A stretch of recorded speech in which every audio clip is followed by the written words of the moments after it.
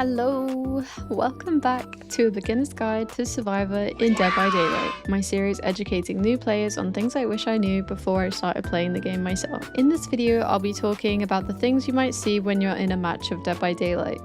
The primary objective for survivors is generators. You want to find one as soon as possible and start repairing it back to working. Whilst working on a gen, you'll get skill checks, a visual and audible pop-up which you must hit to avoid hindering repair progress. You can either hit a good or a great skill check, as shown here. If you do miss a skill check, you will blast the gen, causing a tank in the generator repair bar and providing an indicator to the killer of your location. Totems will spawn across the map and can appear in 3 different states: dull, hex, or boons. A dull totem is just a regular totem with no effect. Some perks interact with totems, but typically you won't really interact with these. Hex totems are important to look out for. These are totems activated by a killer's perk.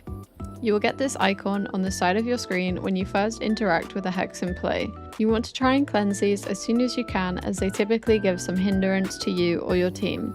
There are a couple killer hex which are a decoy or a bait, however, I often find it safer to just cleanse the totem. If it glows, it must go. Boon totems are blessed by survivors. This aids everyone in the trial within the boon's radius. If you're in the boon's radius, you will get this icon on the side of your screen, have these visual effects, and you will also get a loud noise.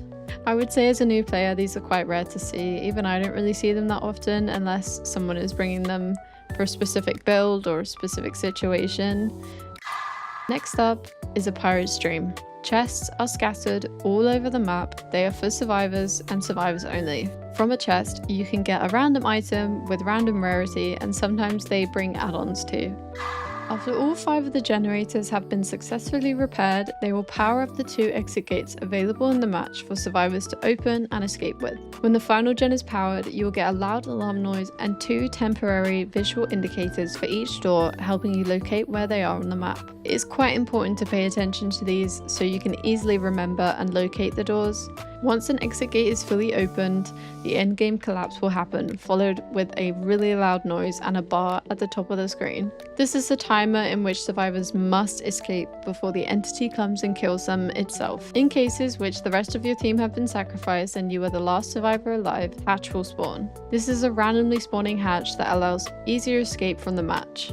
You and the killer will both be hunting for this across the map, as the killer will want to shut this, preventing an easy escape. Pallets and windows. These are primarily used within chase. In a summary, pallets can be used to stun the killer and windows help put distance between yourself and the killer. However, there are many ways to use these whilst in chase. As a new player, these are quite useful to understand. When I was a new player, I would find myself running in a straight line hoping that I would outrun the killer, which isn't possible by the way.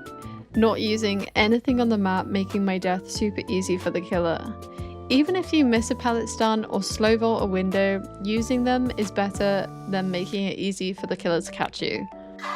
Last but not least, you might see killer specific items. These are related to their power and it's good to be aware of what they are. I will try not to spoil too much, but if you want to be completely blind when going against killers, please skip this section and just head to the end of the video. First things first, if you're versing a trapper, he spawns with and can place bear traps across the map, which if you run into, you will get trapped in and have to attempt to escape. Players can help you escape if they're nearby, making it easier, but it's a random chance of when you escape. The hag spawns traps across the map, allowing her to teleport if the trap gets triggered. The nightmare, or Freddy, spawns clocks across the map which wake you up from the dream world. The pig will spawn with reverse bear traps which she can put onto a survivor's head. The survivor will then have to search through jigsaw traps in order to scavenge for a key to help remove the trap. The plague spawns with cleansing altars which allow the survivor to cleanse themselves of the sickness. Demogorgons can place portals on the ground, allowing him to travel through the upside down. The executioner or pyramid head can cage survivors, which is similar to hooks, but you just need to be aware to rescue your teammates from these. The nemesis spawns extra boxes which have a vaccine to cure yourself from the infection. The Cenobite spawns the box on the map, which can be interacted with to counter the effects of his power. The Onryo spawns TVs across the map, which she can teleport to, and survivors will need to collect and deposit tapes through these to avoid gaining stacks. The Mastermind, or also known as Wesker, spawns extra boxes which have a first aid spray to cleanse yourself from his worms, or tentacles, whatever you want to call them. Skull Merchant can place drones down which survey an area. You want to avoid being scanned and reach the middle to temporarily disable them. Singularity spawns extra boxes which contain EMPs, which can temporarily disable parts of his power. When versing a Xenomorph, you will encounter these on the map. She can use these as portals to travel across the map, and survivors can get turrets from them. The Lich spawns more chests across the map, which survivors can roll the dice, testing their luck to see what item they get from them. The Krasu spawns magic mushrooms across the map, which helps survivors cleanse them of her power. The Animatronic, or Springtrap, spawns with doors across the map, which can be used by either the survivor or the killer to travel across the map. Survivors can additionally look through the cameras attached to them and scan the killer. The First, or also known as Vecna, spawns with grandfather clocks across the map. When the first power is activated, survivors can interact with these to reduce his power duration. Hopefully that's prepared you for things you may see in the fog and how you should interact with them. If you have any additional questions, make sure to comment them below.